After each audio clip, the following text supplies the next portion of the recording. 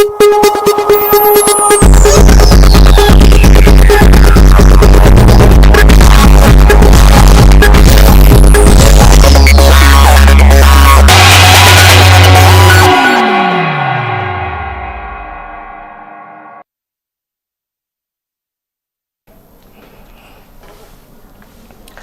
very good evening. Northeast window की dialogue swimming tabir punam po han bamak da dong HEEYAI LEIMA tong bramna punam putaram nok chok loine ne khopno na khurum jari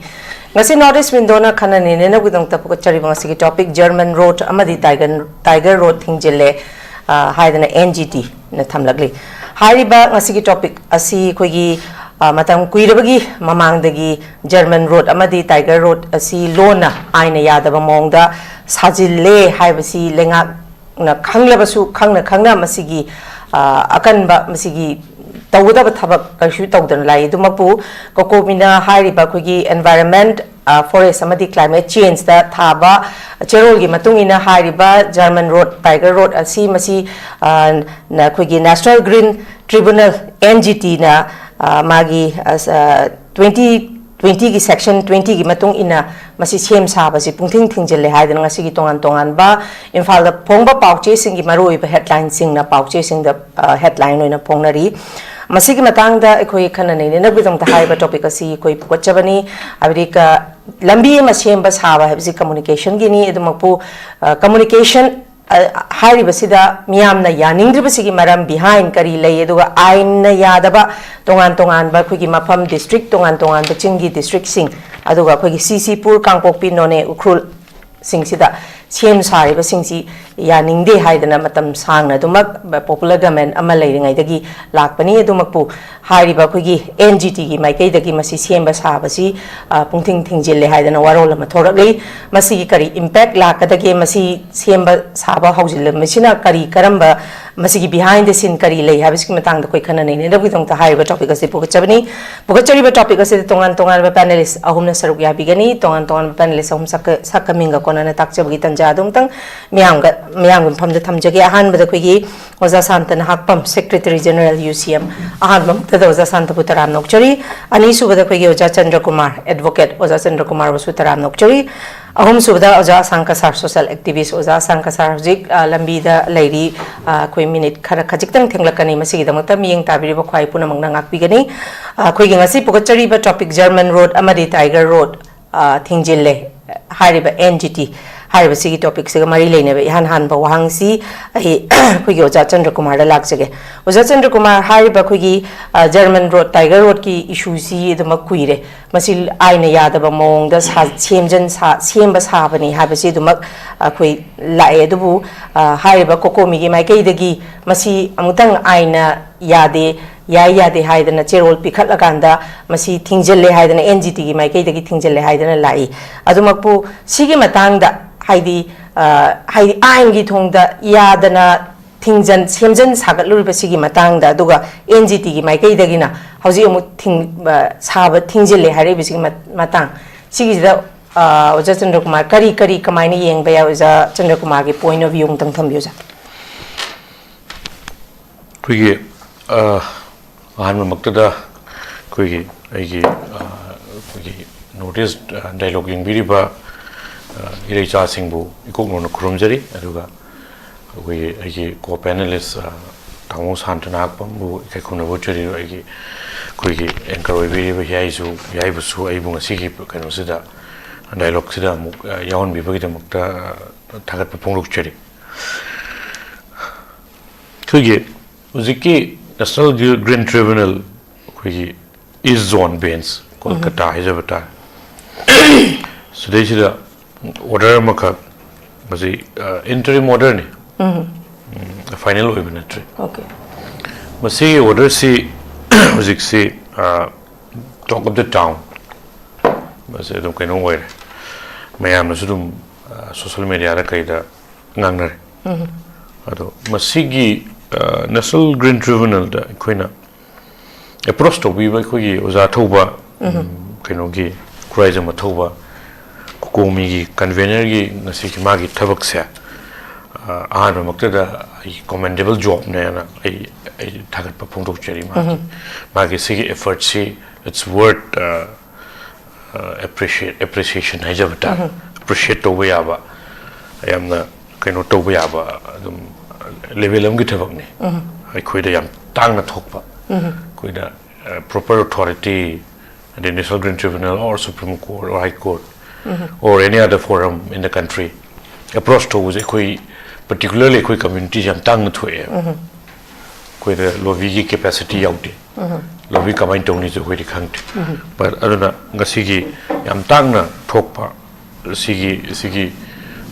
khoi gi oda thobe boina thagat pa phongdok seri se masina maram oiragan hujiki ai order do ai pazare National Green Tribunal da khoi mamai panjabadani crime athobana Union of India khoi Ministry of Environment, Forest and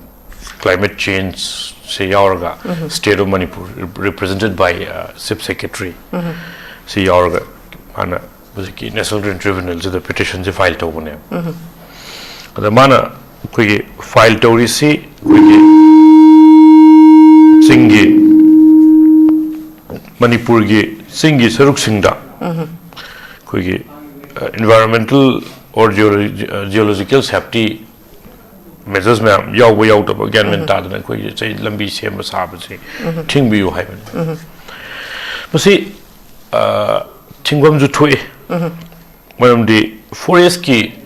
lambi sem ba hai ba se even state na sem book ta khoi forget about this cookie jogi mogi masi su German road Tiger road kind tholi se more or less funding je krai la ang dong ne hai ba se dum mayam na dum chawrak pam jinum khangni German hai bu pa se kanano adiki Tiger hai je kanano je ina hydra su dum khangba wani khoi gi Manipur gi mayhem se thohan ba chawng no mating pang ba Manipur gi colossal violence si sida yam chawna sharuk yari ba cookie militants singi chip ngaktani moi yam chawna thograng lori ba bot Tiger su ba sagi keno se so German si so aduna maming bawba khoi ain na yadaba su chana ba that is another thing but ain na yadaba militant organization singi maming ga lawraga thon bangam bagi capacity lakpa masi aduga masigi funding cry la amgani adigi sigi lambi si makhoi gi lambi si kari decision aduino ga ai yes miyam gi chatpagi hoi uzu ki Manipur gi oiba issue sina maram moiraga koi gi top community degi lak sing se valley da fawu no aitre aduna singi faujage haiba makhoi gi memorandum adu su one of the factor ne sigi National Green Tribunal the issue is koi gi cookie kai mogi World Cookie Joe Intellectual Council na he so called haijabata sigi mogi organization se unregistered chu egum to one registered chu egum to man moina sigi organization jina February ki tang ani adak se hiji ko 2025 sida koi Union Minister for Road Transport and Highways so koi Nitin Gadkari da yes moina memorandum am kak pisali memorandum sida palli se koi ring road si semjage aduga koi kena tawjage haibane adugi memorandum sidagi thoklak pa gaino ngasigi National Green Tribunal ki keno koi openly koina keno lais challenge am ka koi sigi petition sigi through the authorities haidi sigi koi loi khange Manipur gi chinggi ching da keno haibasi u ma kakpagi sanction logdo ne yes permission logdo lip logdo ne u ani kakpagi om kakpagi na ko huziki lambi je sema ko matam u kyam kam ngani adigi lambi si kalak ko matam da environmental damages kyam thong ngani haibagi assessment sum taw dana hekta khoi organization amna ga tawraga adusu hariba lambi sigi maming se prescribed militant organization gi moi trip sigi maming ga lawraga thonjalakpa with impunity as of time see am tin lai bakti bane aduna but timely intervention through this petition is a highly commendable job right haizabat uziki I think Simagi orders a positive the call. Petitions in the Yawasi Quiggy applicant Sina Magi information ma'am authority the Giloza Lowda Quiggy Environment and Climate Change Directorate, the Rural Engineering Department,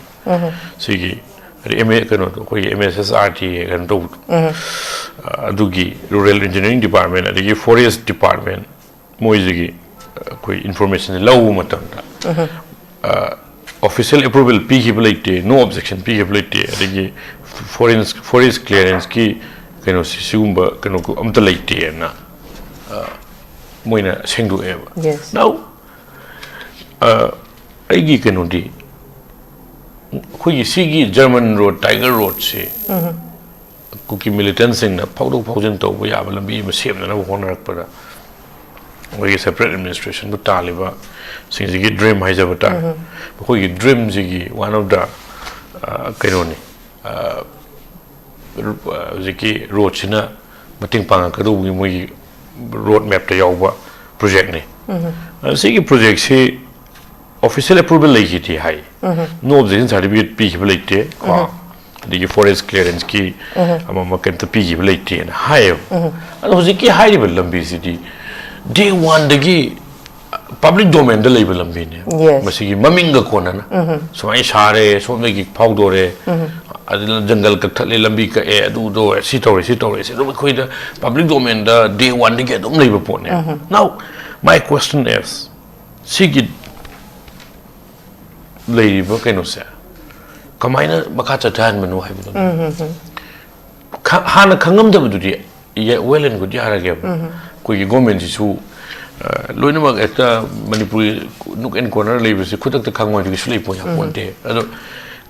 Masiki puts it, day one that may am higher than him. Kang de guy, I like Kang de guy to Hidopa. And they got Kanga gonna carry the thing driven. Yes. Hybrid never. I think the Kabaino illegality, see, was how was this illegality was allowed to continue. Come on, continue to hold me. No, I was yam yam pertinent over question now. Look some the lowly governance I was beyond politics, beyond political line, beyond incumbency, incumbency. You already took sing the rule of law, Ain Yodi, governance Yodi, have a city Pung Pung, the Miam, the Kango never. The Yam the Kenoto Risina Nunang Nia Risina, what's I get Quiggy, Sigi, Lambisi, Miam is him, but near the Haiba, one day. Those is the illegal over trade. Arms give away, the poppy give away, drugs give away, Masigi, Yamnuaina, Sagi, Matakiri, as I know later. We enforcement agency, mayam, police key, the army key, my Sigi whole things later, Moy, the doctors in the Yam liner, no me poor, line poor, bomb poor, line poor, drug poor, line poor, we have an ambient. Same Quasita. Matamzana thing be out, thing be never step on Glor Pussy. This is well and good. Luga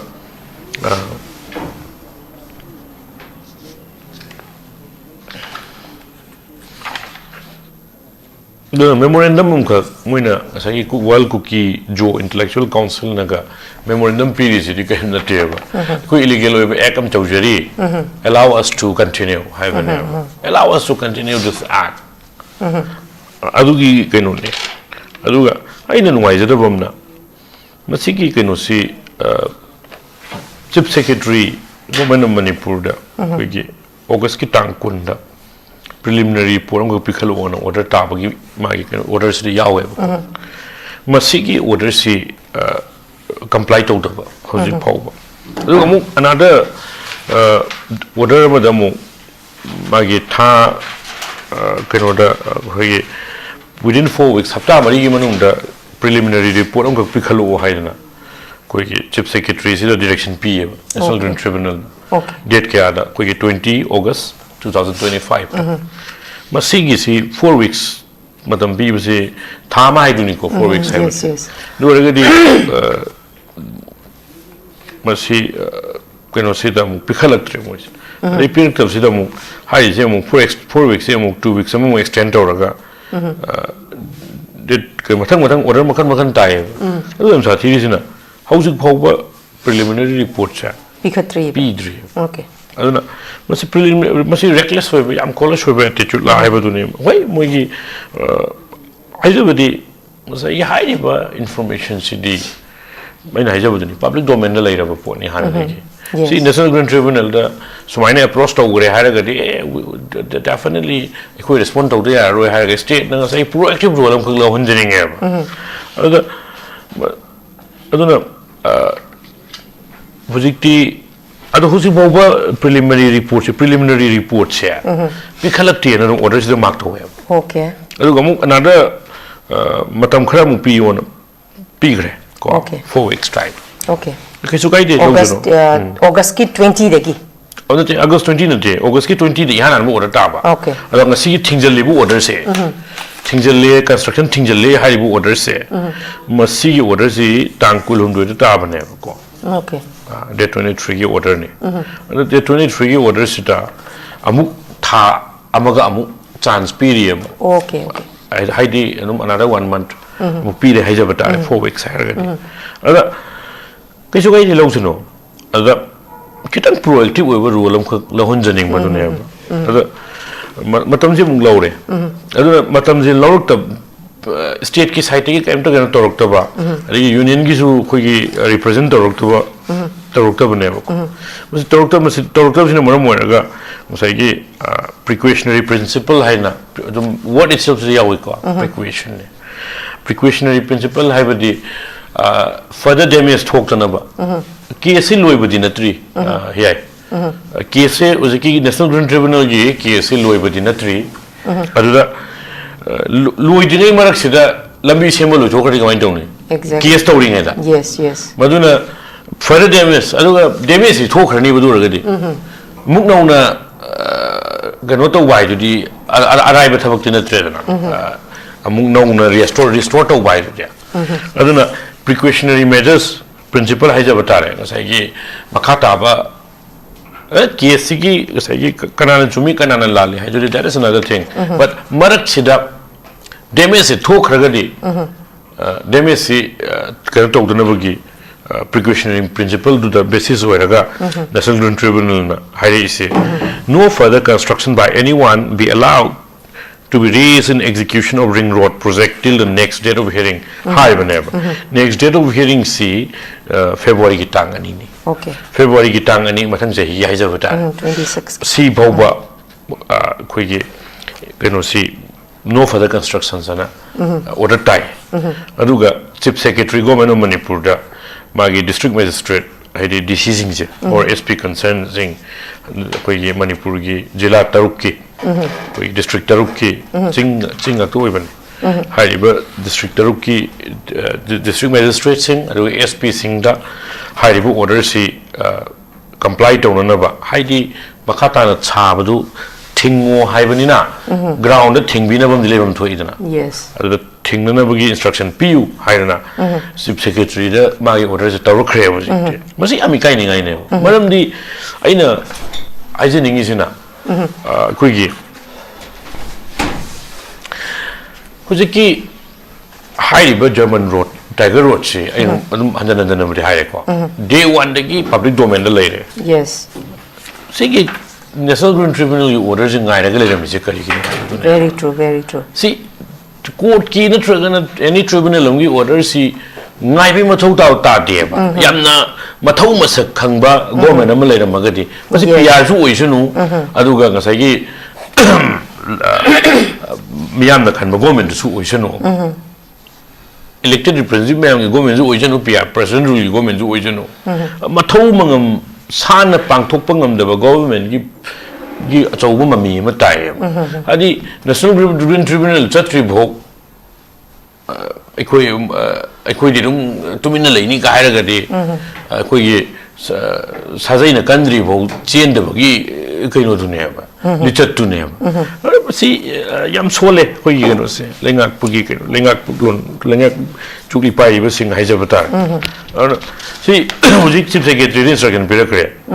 C chief secretary ने तोरम बसु यादरा ने yes green tribunal gi गेनो ngai da vida order ngai da vida sp singh decision noi sigi lambi Thingjille hairon thoe ba kana kiri no haibu dune ba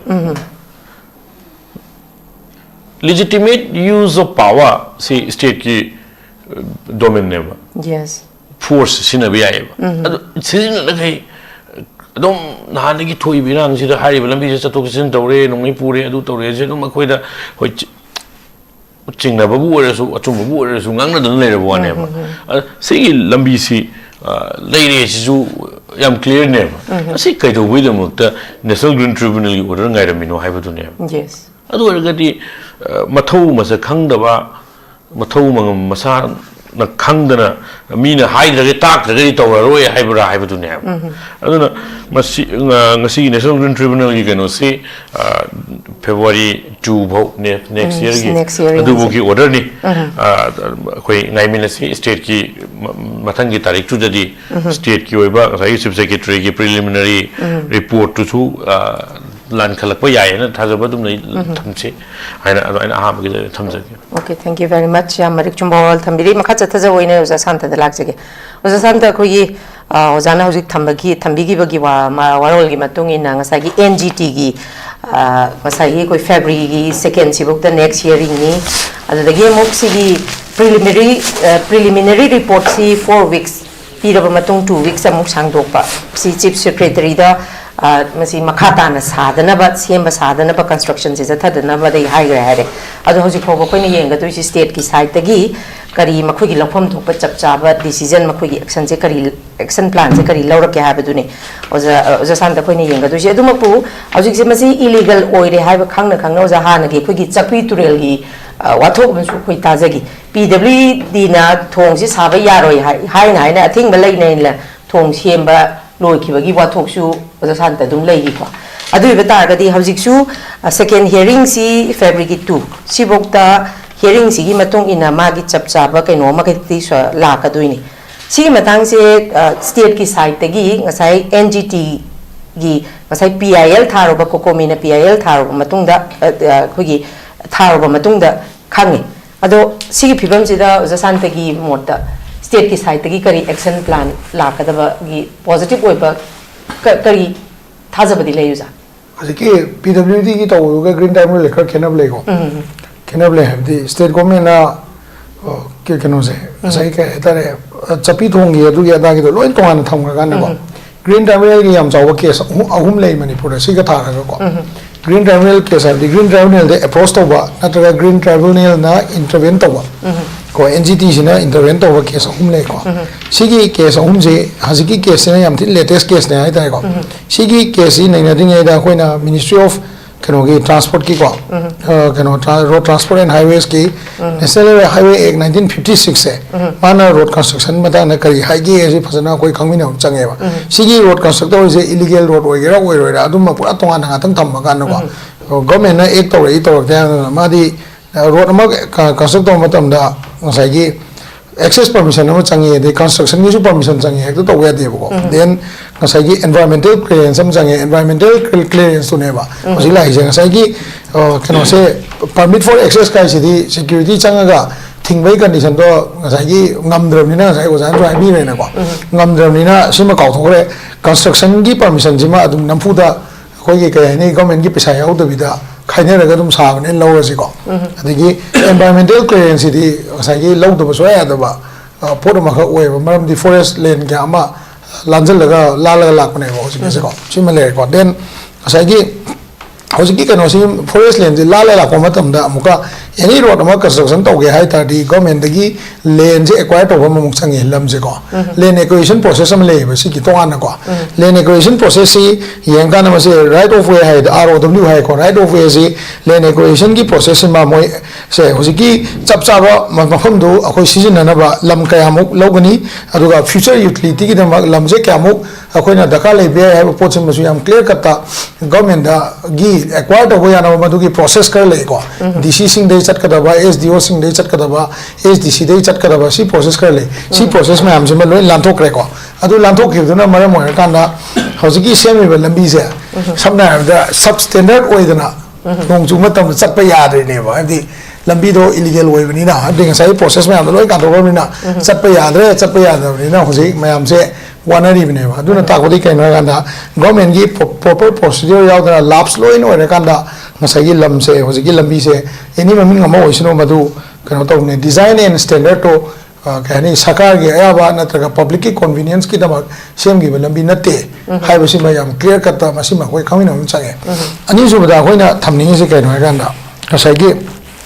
hoji gi lam je sem sai design standard hai kan the technical sanction every technical feasibility report ka le ri bo lambi je landslide ka muk chatra kani kamai to kan si me am je mo bo leitana to ga lambi ne ha ba sim le re ada sai gi mathak da ina ha je gi ba ngasai gi keno se national highway act 1956 ki matung ina ko ne lambi se mo matam da environmental clearance ne jaga ma yaw se ko gi state ki keno na environment department natraga hoina atopa ma ga mari leina ba assessment gi environment assessment department ab dei moi de clarification am logo da bane pubel am logo da si lahu de ai bane ko si lahu da ba kan da NGT da hoina approach to gi ba manipur yam strong oi ba case ani le ko amana NGT na punish to apani amana kamain to ga ganda amana NGT da approach to gi case se even funding ball to ki bam le amana NGT da approach to gi to matam da gi funding hapak pam su le ko si hoina yam munna yengom change ko NGT da case thang ga loi ja akoi gi hoina positive la kadra negative la kadra ha do khoi phasana study to om ta hai phudom le yo se ko masi amra NGT case am noi ro le se ke no ganda lokak ki inland waterways and local waterways project na male me ko na wai hai ba project si nearly 25.58 crore ki project ni masi project se koi ki ngami me am na local ta kano environmental impact assessment to do vida project se funding kai to me hai ba ki dama akoi ki court kai da case me am to na to ga masi stay lo gi ne ko stay lo ga na sai ki dredging amadi kano ki lake ki ecosystem je alter do kani hai ba ki ko masi ki matang le ga na NGT na scrutinize to na bo na ba 25.58 crores 2019 da kano se term and condition do meet to ge na masi paisa se terminate to gi ba si gi case ma ko gi kano na court na terminate to ga o gi project se lapse ho ge ba atopa notice ki state ma am da masai gi toan ba inland waterways project ma am successful ho chathari brahmaputra ke ka chathari tripura ki chathari adu ba ko gi stadi lapse ho ko si matang da masai gi second case am mula ho ko second case kai no ha ga na sai gi ko gi kano se yam chaw case ni si so ko sida koi manipur go 200 crore fine thi wona koi case ma ka lai sina kai no ha na solid liquid waste ki manipur gi government gi planning je ma congress ma tam da thokiba problem ni ko si ji kamai to ge ganda masina kamai na to ge ganda koi gi solid liquid waste ki matang da koi gi even effluent treatment plant ga na medical gi koi gi body waste ka mai tha ba gi koi gi digi medical waste edi operation to gi kusu kulai adu da mai thabam lei to gi to wa ma adu ga koi CS ki facility yam pasada ba adigi solid waste ki facility pasada ba ji matang da green tribunal na even to ge hai ta de ko manipur chief secretary dagi every 6 month ki report ko gi lei ba ji report ko gi lei adu ga ngasai gi masi gi kanona green tribunal gi ngasai gi mana tathara ba si matung ina koi gi kano gi fund se koi gi serious project ki fund ji serious project ka to ri je si fund jing se akoi manipur government allocate to ki ba then river dredging to na koi kong river je teng thok gi thobak to ki ba de gi ngasai gi ring kano se akoi gi kano gi infal serious project rejuvenation project ka na si to ki me am je green tribunal na kano to koi ne ba si gi matang si da si to gi manipur government da through chief secretary court every green tribunal the 6 months ki report ma kau gi bele ko aduga 200 crore environment impose can say environmental compensation oina ko urgent action to jagadi 200 crore se Manipur state government da fine oina thien ge to gi case ma lei gi ba aduna hoji yang doi sing sai de koina hai ni si kaino ganda akhoi na yang doi point ani hum ne amada akhoi gi Ministry of Road Transport and Highway 1956 gi matung ina mana to godaba permission me am lo godab do lo do bida hoji gi phom je sajala kone tu nga sai habi ba chuchi cookies council lai ba kamu sina makoina National Highway Authority of India da moina chithi matung ina moi gi am da ka oi lambi ne na irak pani adu particularly sai gi assessment to godaba me am ma to dina moina lambi samjala ko sida National Highway Authority of India adagi Ministry of Highways ki kamu sina moina aya ba pi da to ribra na tra to dobra moi ju court pull up to hom change moina matam jana assessment me am je yaudana technical assessment financial assessment adagi lane acquisition ki matang je baru quite important je environmental clearance ga lane acquisition jine ba ko lam je government gi lam ne ba government gi lam je koi ne da aina lambi sem ni nga ka thal ga Imphal Valley da boy da chang sem yam na te ba lane je acquire to hom change through proper process ko adu to ba hai pot ne bla ka do je aduna ngasai gi green tribunal je ai wakanda 50-50 ni hoji su akoi za ha bi ri dina ko ma je kano ni entry model ni appeal ki matam piri adai case katha gi doini aduna ngasai gi akoi lai ba system sina green tribunal na ingai ko da ngam da di nate se Manipur solid waste plan adagi effluent treatment plan adagi ngasai gi kano gi chief secretary se ko khotana 200 crore noi impose to ramni fine ga na state se adoi mati green kano da hai tare akoi gi green environment na traga ecology da sok ko mayam da di green tribunal na to ko se akoi gi phase ama da di ngam gi ba lai ba adubo phase ama da su amuka second phase ama da na mo point to ga na ji I know the idea of local water waste project 25 point something crore project so green tribunal the appeal am tong na ko dagi asi project se ngasai gi kanogi akoi gi gani ko environmental impact assessment na malai ri ko se project se tong dring da environmental impact assessment je sa ba len ko se akoi bi ma ma thing na arabali gi uji kano da akoi gi kano da rajasthan som da arabali gi kana launari adagi akoi gi assam da cement plant ki dama 150 hectare gumba mokoina location gani ha da sigi environmental assessment to ganda ko na noi lamdo noi kaino noi toy na ko na chai pelai sumba mayamam le ba how effectively ngasai gi sigi potse da luri sina kaino ganda akoi gi kano say construction of road is not carried out on the funds of the government or it is not a government project aduna maram wa ganda masida fine imposed to se kana da no okay gumba if green tribunal na assessment piram de na kasagi kano se lane equation maram jana tawde done kalthali bijaga ro forest lane ni that is government lam ni no akoi permission lo de ga na government na hayak ko khumak pata so who is going to be punished kuki so council the punish to dera kuki moi ara de leiba icham cham tribal ichina mayam do moi de punish to dera have question do ne bla ise aduna yengro ni se lambi se sabo urabni na legal or illegal or khara di sana ni hello is the government willing to close the road construction deal or money almost lower money go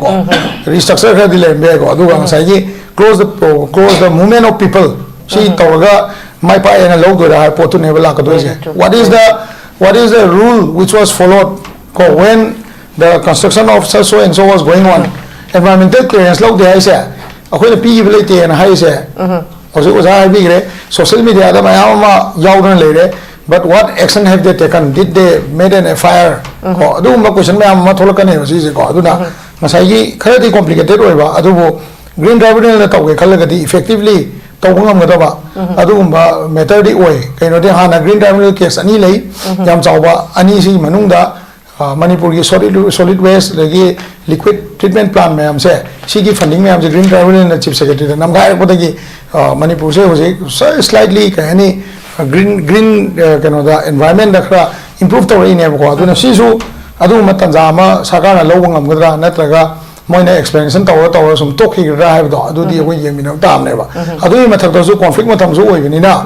masi da bias oi bo oi da ba na ma su lakni ko bias oi bo oi da ba di ngasai koki zo council da hai na khoi matam do chatpham lei tadna si lambi je khoi namna sem gi ni khot gi ni khoi yoina priority route mo ya do masi sem da NHIDCL na tra National Highway Authority of India da akoi sem jage na iru bhai je legal permission pi hai ni ne ba aduna National Highway Authority of India na government da itaraga sigi lam sigi project survey am to biuga haigala gadi the survey ma report am thagalo ga na haira di adu oi bata ga di amuka sai kayani ko legal work pa survey report thaga pro matam da land compensation adagi quality of road adagi magi ngasai gi gravel filling cam tawni artwork cam lok thokani ha pot yam clear cut ta adu ba DPR ma pa mai mong ne ba if point responsible by tawra gadi aduna side by side the government is responsible along with the law enforcement agencies ko aduga saigi maruina National Highway Authority of India da letter leina why didn't they respond on time I have this am chawba question am oini no is point tamse. Okay, thank you very much Sagachari. Makha chatha boine oza sankasar da lakchege oza sankasar abji ngasi tongan ba pauchi sing dani ngasi gi khanari ba topic sigi maruina headline sing kar ga yawibse oza asangi point of view da miyam na dum haina bada khoi gi ching da rule of law se chatna chatre ching da na tawning ba se taw da na lai ra even German road tiger road si aina ya da ba mong da loan na narol da sajale hai bagi kano se lai bada gi kokomi na ngasai gi petition am file taw da gi NGT ne masi chem ba sara no construction lepo na thare even February 2 da hearing second hearing amuk lai re oza samta na hojik thambi ba in case hai ba NGT ki mai kai dagi masi ta seng namak sem ba saba construction je lepo harga su masai lambi si de almost saba je lushila bani na khoi gi sarkar ki mai kai dagi sari ba semi ba lambi German road tiger road si masi movement asi thingpham masi thok pra haina dikhale masi ki matang da oza sang kasar ge mota di kari kamai thambi ne hari masi hojik atom right time da go khoji NGT da inter kaino wakat pa haibase adum yam chumi aduga khoina khangdabadi any jingda amada waishnu akhoigi road anauba construction tawbase akhoigi environment clearance amma change haba adu labra leitabra haibado khoina khangba change environment clearance tawdar yaudradi to ya de ba to tawri bese kari no haibado akhoigi administration gi witness ni haba aduga akhoigi any road construction tawbak tawdringe da hana loina makse survey tawe haba aduga DPR se semba ne haba adumaina clearance to pira kanda notification pira kanda ko road se loina semba ni anu hoji highway gi waigera any compensation waigera PMJS waigera national highway waigera DC gi khuthang de gi loina makse hana clearance loina piye ba ko mai matam compensation gi khangde amma khangde aduna madu chanabi madu gi rule du laibane ba loina mak hoji highway semba du blind de semba nate hana loina survey tawra kanda DPR semla kanda DC gi khuthang de gi madu ki dispute laibadu tawra kanda even compensation pi nari baneba clearance yaura kanda adumaina mayam tawraga adup chawba highway ki amma khangde PMJS ki khangde mase kaino da akhoi ki geotech lauraga adu ada survey tawraga pikhalla kanda center na ministry aduna ya de han approve tawra kanda sanction tawra kanda open tender tawdana lambi mayam se simla pane haba madugi system du leijabane haijari ba adu leina leiraga masi anobo pot na te haba adu handak German road tiger road haibasina masi government na sukang khangde hairi bise yes masi yamna wangma da law ki wangma da tawraga asagi PMJS ki khangde works ki department da khangde national highway da di hairi ba madu DPR survey tawraga DC ki adu ada ki notification yaura clearance tawra kanda punamaktu chathabane haba sidi chanabi ngasagi law ma leidan ek leidan makhada loina tawraga ama tawba kanda every department chappa kanda si yade haidana tawba khaktane haba but very unfortunate di kari no haraga sigi tiger road German road se dam kilometer tum sangna semba kanda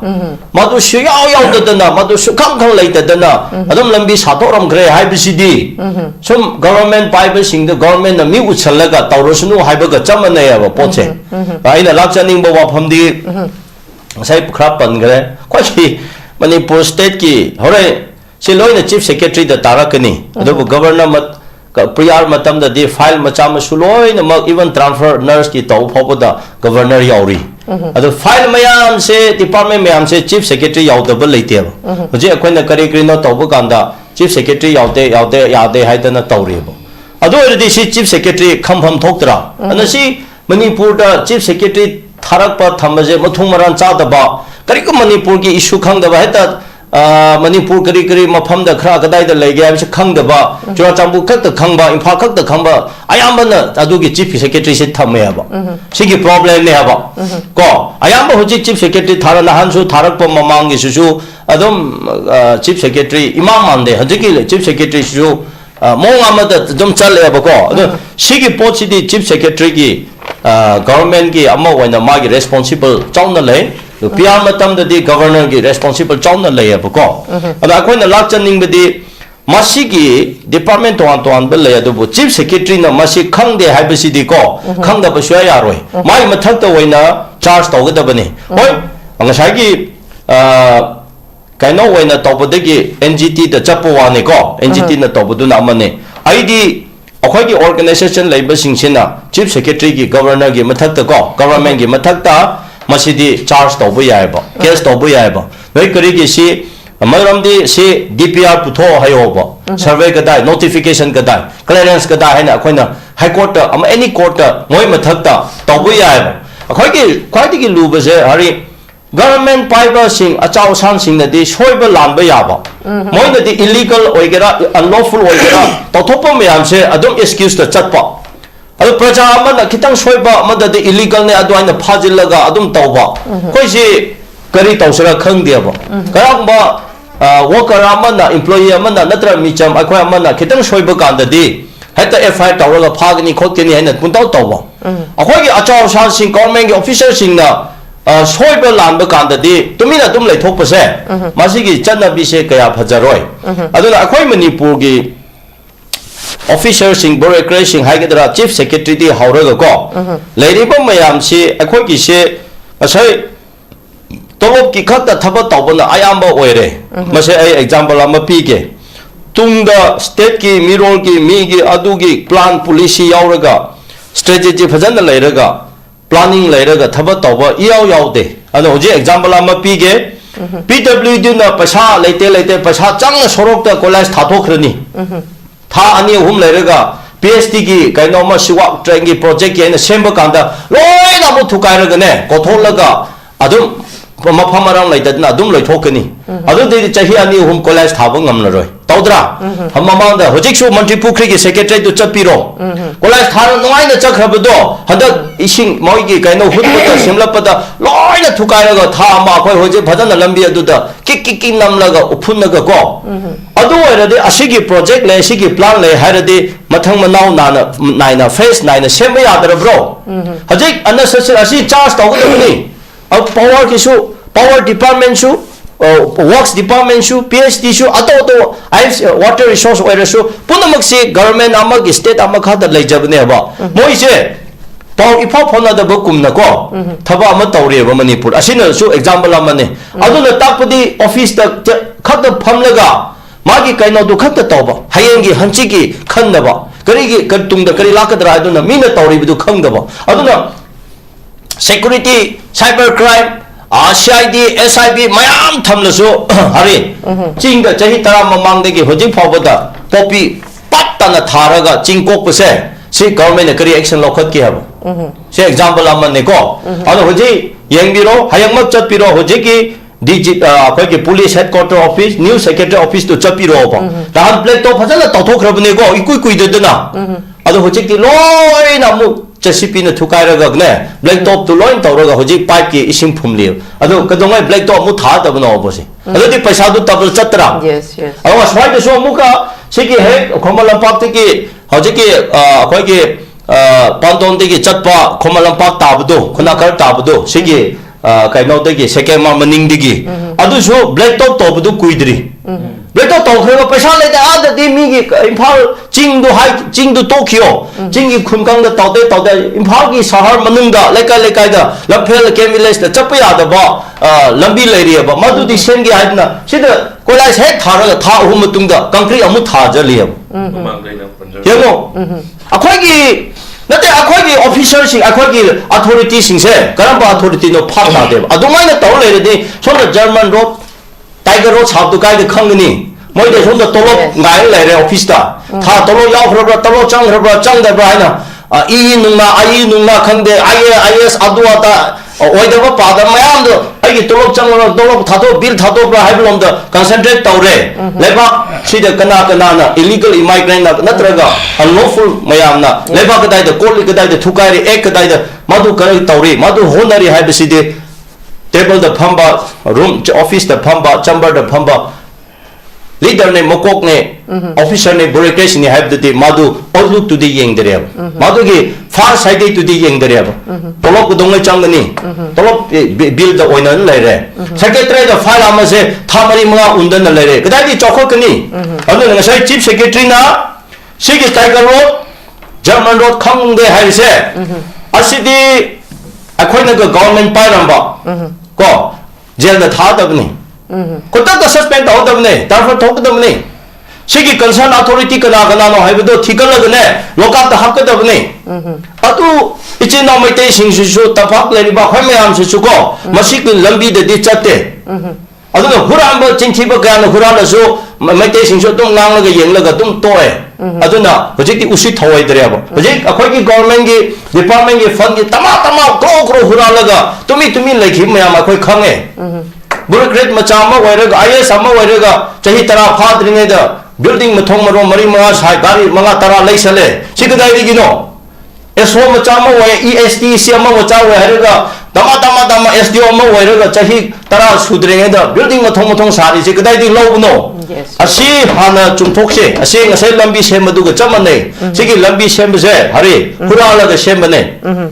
hurambase corruption se makhal mathe hurambane na amana thithokpa amana hurala so action lawdramne na hojiki kuki na zona huraninga hurambadu da moi mathakta action lawbiningai leite aba maramde action lawdaba mi singdu loi huralaga leiramne na huramba mapu mi du na kara huramba mi du kamai pijar tawgani na namda khumone hari हुरांबा मीदु द कमाइना action लखतगतगे हुजिक government से हुरांबा मयाम यावरियबो अदो नसाय की कुकी जोन टाइगर जर्मन रो समजे हुरालग तौबने अब नत्रो चुंद्रो नोटिफिकेशन लेते DPR लेते सर्वे लेते क्लियरेंस लेते कदा अदो हाईवे दे अदु अदा इम्फाल मनुंगसु साल फावदा मी सर्वे तौए कंपेंसेशन पी नत्रा अदो सिना कदासु खंगदना जर्मन रो टाइगर रो से लंबी दो किलोमीटर अमा सो खोंचनिंगाय साय हारदि फजबा किलोमीटर कुन निफु चावना पाकना गाड़ी अनि टू लाइन की टाइपता चथो चसिंग याब लंबी ककलगा था तरुक चाही अमा तुक कपदुबो गवर्नमेंट खंगदे हारिसे चीफ सेक्रेटरी मसी खंगदे हारिसिदि नसाय हुरांबा मीदुबो पिजार तौबो यादबगी पोसे अखोय अदुदा लोइना लेखरे अदुना हुजे मणिपुर याम लुखिगनी हुरांबा खत्त वैरमनेना हुरांबा सिंगदुदा मथक्ता पिजार तौबिनिंगाय लेते अदुना हुजे पोपी थाबा चिंग द पोपी थाबा थिंबा ngамदबसे अमना अमा खंगदबा सिंगना अमदा अमा हुना इनोसेंट नागादा खंगदे अमा खंगदे अखोय चेना बोवानी सेना हाइबदको कदाइदि हुरांबदगी पुकचेन सेंदबदगी मैते अमना ऑफिसर म वैरगा माना थबक सेरान तौरुबदगी मी अमा निंगबा काइदना मैते सि लोइना फते हेना लौबा यावरियबो को चिमिसु अदुम मंगाय अदा अखोय से ngасai na हाइबसे चुमथोकसे हाइरदि लाइन वन वे द खत खलगा अदुदा अखोय नैनाबदि यारोय ऑल रॉन्ग से पॉपी चाही मंगा तरुक मनुंग द गवर्नमेंट अमा 35 crore 1000 बजेट नि अदु पॉपी थिंगिंगाई की 100 crore दम खाइदोना फ्यूचर कंसेरदि कदा अदुदि थिंबा ngamuni अखोय थिंगिने अखोय द क्रो मंगा तरुक पियोने संता अखोय पुलगा और अखोय थिंगिने एना हाइरदि कदा पुलिस तोलो अदुम थादरी अदु तौरगा पोपी थिंबा ngamde सिगे दुना अदु पोपी थिंबा ngamदरदे सिगे जर्मन रो टाइगर रो तिकदाइदि थिंबा ngamगनी हा हिरा हारी अदुना nganingde हुराम चिंथिबा मयाम सेना अखोगे टाइगर रोड जर्मन रोड से सेमहनबनी असेगा मादुना थबा तौबा ngamदबनी अदुना होचिकसु मतम थेंगदरी प्रजा मयामना फाप तारदे प्रजा मैते नागा चिंगमी तंगमी खाइगनु अचुंबगी तमकता लेबा सोसाइटी सेमसेरदि अचुंबा मखै हुरानदबा मखैदो लेखलगा अमतो ओइनगो हुरान चिंथिबा मयाम से अपिकपा अचाउबा खंगदे जाति बिजाति खाइना लोइना मासे थिथोले हाइरकांदा अखोइना मखोइ से ICU अमदा थमथोगदबनी अदुगा madu aseng basing sina chumna tawthorak ba matam da ne akhoi loi da tawba ngamani popi thingba ngamani akhoi German road ato to ba hairi ba se tawba ngamni highway su chappa ngamani ai akhoi ngamme ngamba ki formula le adu rom da hena changsan ninge habse ai mai thamjage. Okay, thank you very much Thagchari. Makha chatha poina ai Uja Chandra Kumar laksige. Uja Chandra Kumar na kalama rom da hairi ba khogi chief secretary na hairi lambi ani se sabda sukhang khangdi hairi basimadi taseng na yamna ID Uja ASANG KASAR na so hairi magi mathakta dumak action ai gin thong dagi action lokhat pa yai hadana nakalama rom da yengura masi government of India na sanava divisive policy ni miyamna dum hairi cookie sing se government of India na proxy so ina sizine haba warol siba Uja Chandra Kumar miyamna yam toina thamna ba wafam khangni lambi ma semba saba habisi lon na thopna semba saba nate saba yaba nate sare khangna miyamna di khangaga government koigi chief secretary na kamaina khangoi dori banova adu ibatar di nakalama rom da miyamna hoji haina ba haidi budget ta su tongan ba budget haidi churacha prime minister la amba matam da bau churachanpur da budget tongan lautho mi kangla da budget tongan lautho mi adu itar di makhoi na si yauna German road tiger road legal haidi ayaba amtal yaudana same sari base masi government of India aduga state government sina karigumba warol ma bau haidri basina di miyamna chingnari ba separate administration je officially pidrabasu pirabra habagi chingnaba amkhak lairi sisu masigi mami makhaksu chauna miyamna chingnari base haidi chumma bra habagi akiba makhaksu laiba sigi matang da di Uja Chandra Kumar kari kamaina thambe ai di ka to jage ngasai gi separate administration piba natraga pidaba haibududi ngasai gi government is stand to so far as you declare in a stand that separate administration or union territory with legislature haibasi gi kano laite haidana ya mayik seng na budi kogi union home ministry gi kai gi rum mayik seng ngasi bawum thame masi hai ga gi ngasai gi kano du da dum ai ngasi gi topic sida dum ai confine to jage ba masi confine to jage de hujiki National Green Tribunal ge sigi order am khlai se masi chief secretary da order pire ini nangi SP nangi decision da strictly sigi athing maje enforced order pire kreba now sigi separate administration gi twadri tongan thamgro moi ju dum sigi dream je set to ba horabani oi je dum khangi ne ba sei chungoi oi de dream ne sai maram di kaino da manipur hesi Kundari si idea of Manipur in a Panjaba. Maruina, Koi Purup Singh, Mitei, Rigi, Naga Kuki, Mitei Pangana, Namnataba, Punna Kundamina, Villamni. Other day, say Magi, Kanguki, Akuba meeting, the demanded on Agamagi political aspiration, Hydra, Natragana Dream Hydra, Masigi Posit, Lagnarakanda. Si maru hun maru se so ho ro ka nagagi ngasi bodum framework agreement hairaga dum India government sanale ri sini ado si anuba amamu aina sida lakchani ngi di oi do project ri thaduk biro haiba swain thamjara ga ina haijabati huji ki National Green Tribunal gi order se effectively deal to busi adum National Green Tribunal da lei oi taw santa na zo haibi batuni haidi yamna German road, Tiger road, I see state, state native. Some hanky panky, where organization registered Tauria, Taudir, Kanan head or no, the organization. A sigi Moina the intellectual Kaiju Pal Moi organizations. Intellectual Nabu, Sagi, National Green Tribunal, Tuku environmental clearance, the process me, mama. Kalaga chat paput amabu normalized to view masi regularized to view kainaga chi ga thara ise wonderful intellectual guy to palle moi organization zira ang pase intellectual community da intellectual organization no to do thak na te moi torum ga ga ching do kak tring ai da koi ching je ka an biu si environmental clearance pbu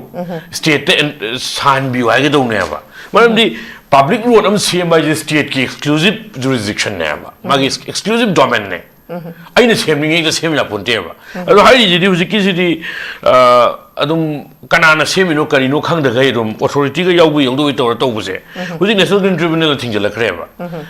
lambi chat pa thing mari hai za kasangi kasagi du kitang ai kan to joge I beg to differ ko ama sa but later lambi chat pa thing bai mari lambi du makhata na construction thing bai construction ada construction thing enforced to the chief secretary nani through his SPs through his district magistrates aduna sigi enforcement si hojik karigumba thugai agadi order jing ngak pangam dren khala se chief secretary na natraga high organization cookie militants ko sai German adu high na cookie militants jing na thugai ren lawr se ko adu ita agadi ko sai tribunal sina national green tribunal sina sahi ahum bawgi phadok piba yae order in the bagi order comply to the bagi aduga crore tara phawgi fine thiba na tarana animak ko aduga orders in the basa nongmagi lupa lising kun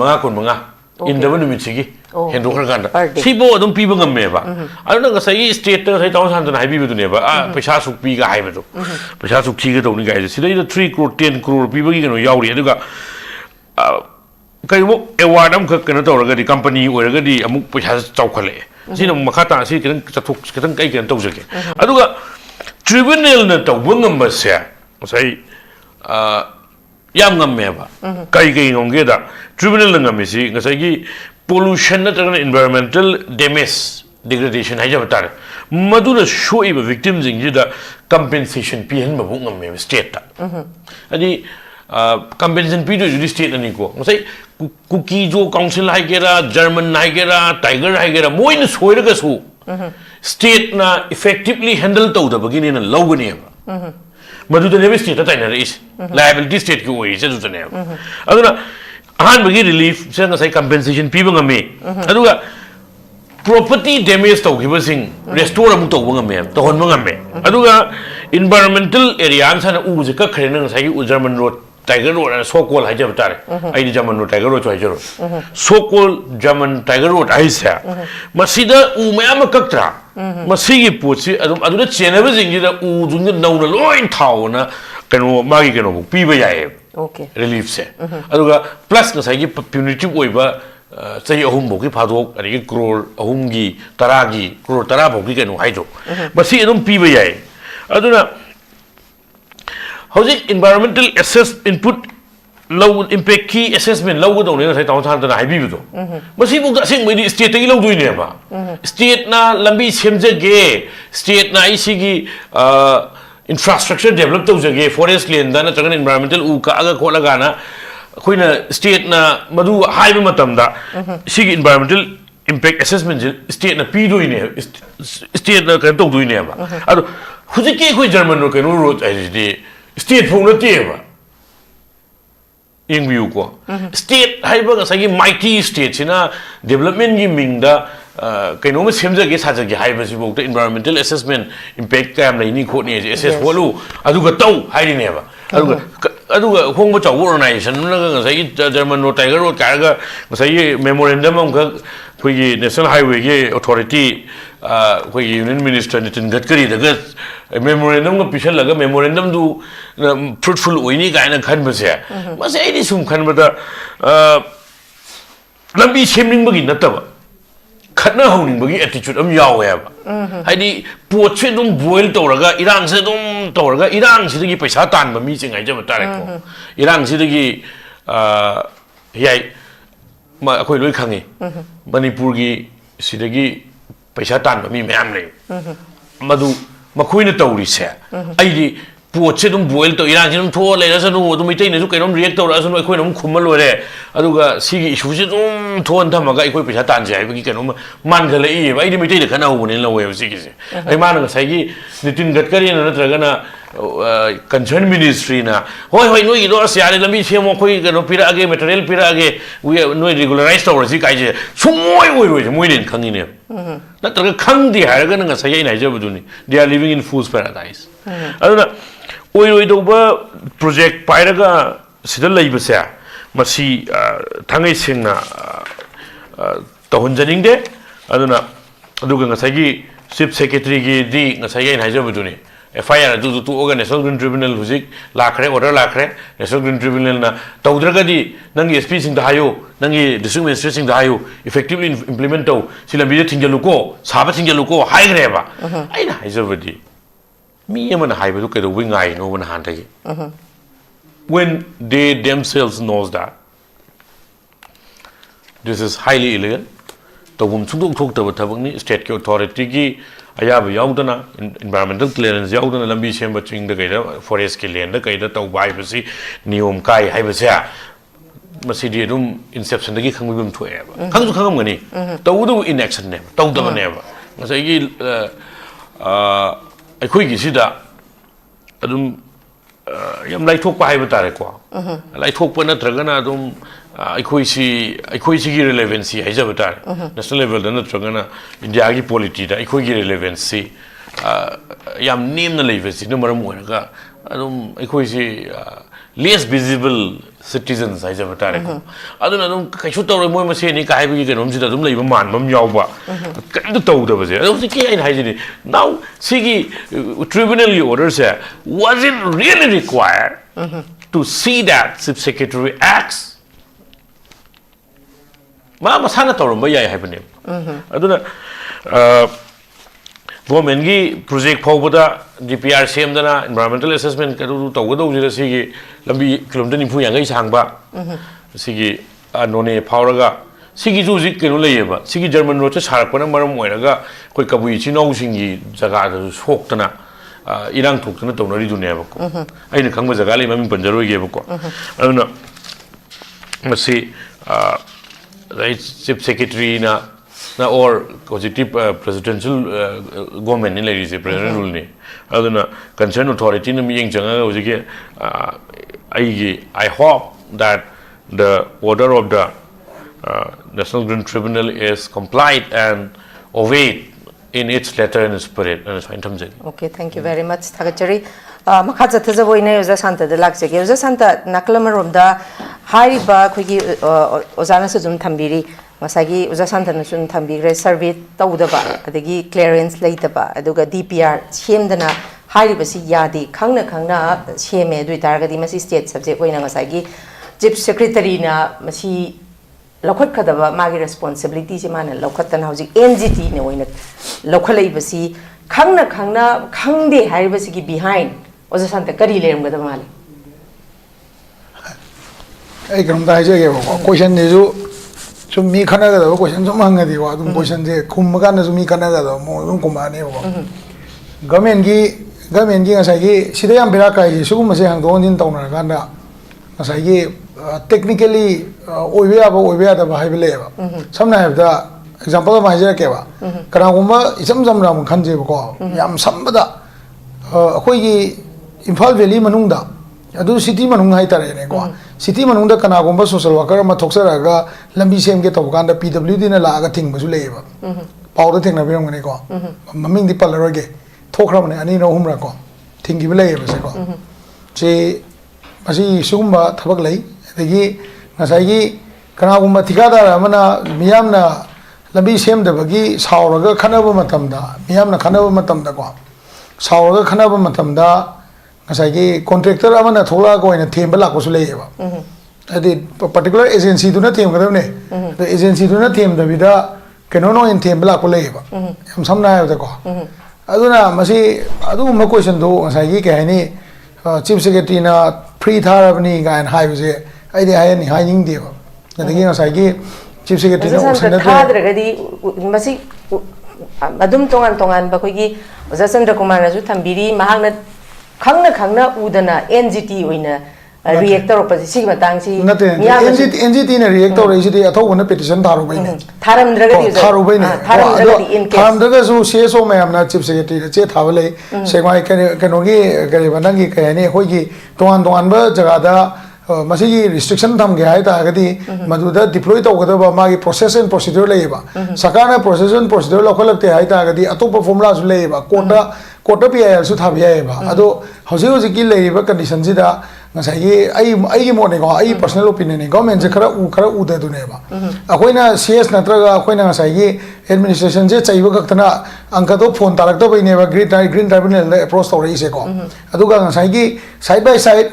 CSO si toan ba angle da toan ba community oriented or operate to ko khoi na bo all over manipur da ma idea of manipur sum operate to leibe wa ne ba mi gi cookies o council cookies o adu ada ga du de ngasai gi ma gi pa me ba poto phan ta na ba madugi German road se mai se not only for mobility khakana te ko it is a requirement for the people their people ko the moina their people have those people who are agitating against the so called by themselves right moina maitei or kana valley oriented government ne na moina masana haizari bese sigi potsi proof tawna one of the German road system they adam ne ba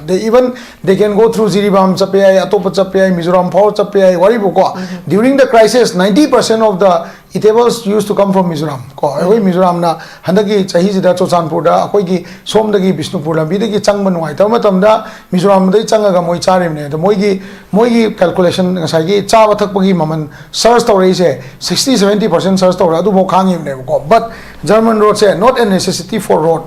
so si akoi usi ngasai gi akoi na sum German road pamandana 50 years le kana German road ko gom le na de usi internet matam ni na ngasai gi akoi gi print me am je mang de na ko aduna ngasai gi maitei sina akoi de suppress tawre ha ba unna bo na ba tawde ada thabak ama khakne ha ni da ina ni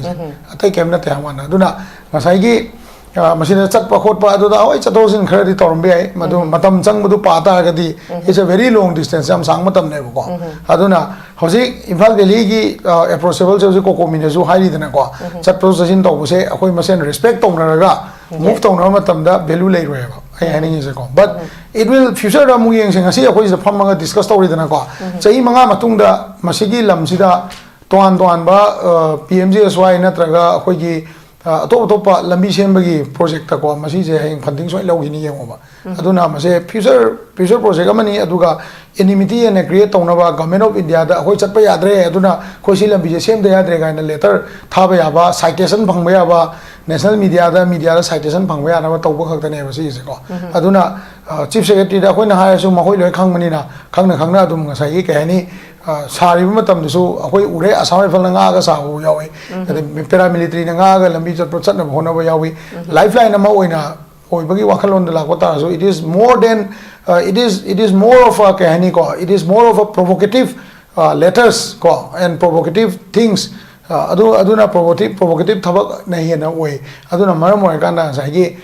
government gi di kaino ha ganda nakan ni je yasana na ba hona bagi formula da stand tor lai gi na particular community ma da step low by action low by se learning the board ma se ado aina ma se government action lowi low de na aina moida yamna chai ba khot ba se ai wa khan na toning de ba maram di ma se technically athobu na tor se chu men low through court of law akoina high court to da effective or the CS the high effective or the Mayam Lao Hong Tor, Pado Tadi, Karamba Lupole, Aquina Lobby Sika Tony, Aduga Masiki Potsigi, Yada Tabagama, Mahoina Tora may have a guy the proof told in a port to never go. Do you want to mind them say? Okay, thank you very much. Tagachari, Masiki Pochari, but topic is the Tongan panelist of Namasam Sageba or Gamma, Miduna Pumpan Biri, Akwigi, ASANG KASAR, Adugo CHANDRA KUMAR Karakajitang Masam Sagachin Balabana. Kita ngana thokre masigi da mutam yamna ngakpigani amuka hana ngasigi topic asida apung phaba warol kya ma thambidana apung phan begi da mukta panelist humak pu thakat pa phongdok chari newtv mai kai dagi loina ne miyeng tabiru khai punam tagi ngasi yone di kaine na ba yathang ni jari till then take care stay safe and good night.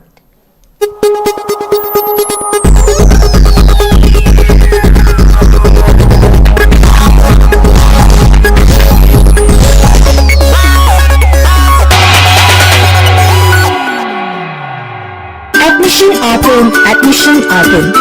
Tawangkot Upper Primary School, Government of Manipur, Tawangkot Mayale Kai, Imphal West. Admission open for station 2026-27. Available facilities: free textbook, free school uniform, free admission fee, well-served midday meal. Admission will be start from 5th January. Session will start from 19th of January. For more details, please contact Taibungkok Upper Primary School, Taibungkok, Mayalekai.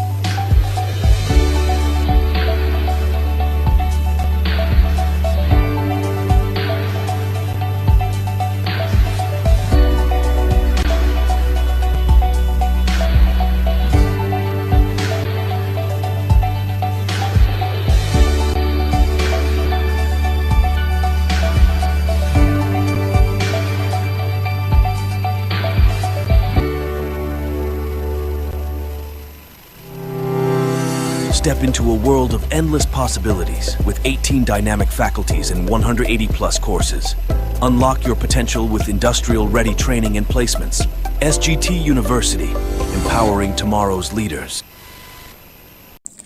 Class 12 amasung graduate loiraba mahirosinggidamakta Germany-da hospital program tamba yabagi khudongchaba pisari. Hairiba program sing adudi ahanbada accountancy hairiba stream asida tamnabagidamakta commerce background leibaga loinana 60% fangba oigedabani. Anisubada hotel management hairiba stream asida tamnabagidamakta any stream da 50% fangba oigedabani. Ahum subada electronic engineering hairiba stream asida tamnabagidamakta physics chemistry maths background leibaga loinana 60% fangba oigedabani. Mari subada mechatronic engineering hairiba stream asida tamnabagidamakta physics chemistry maths background leibaga loinana 60% fangba oigedabani. Manga subada construction engineering hairiba stream asida tamnabagidamakta physics chemistry maths background leibaga loinana 60% fangba oigedabani. Taruk subada automatic mechatronic engineering hairiba stream asida tamnabagidamakta physics chemistry maths background leibaga loinana 60% fangba oigedabani. Taret subada electrical engineering hairiba stream asida tamnabagidamakta physics chemistry maths background leibaga loinana 60% fangba oigedabani. Nipan subada medical technician radiology assistant MTRA tamnabagidamakta any stream da 50% fangba oigedabani. Mapan subada medical assistant amasung tara subada nursing hariba sing asi tamnabagidamakta 12 natraga graduate loiraba singna apply toba yagani. Loinana hariba program sing asi tamba mahiroi singna thagi oiva stipend listing 100 dagina 1 lakh phauba chahi ahum phangani. Loinana 100% job guarantee in Germany da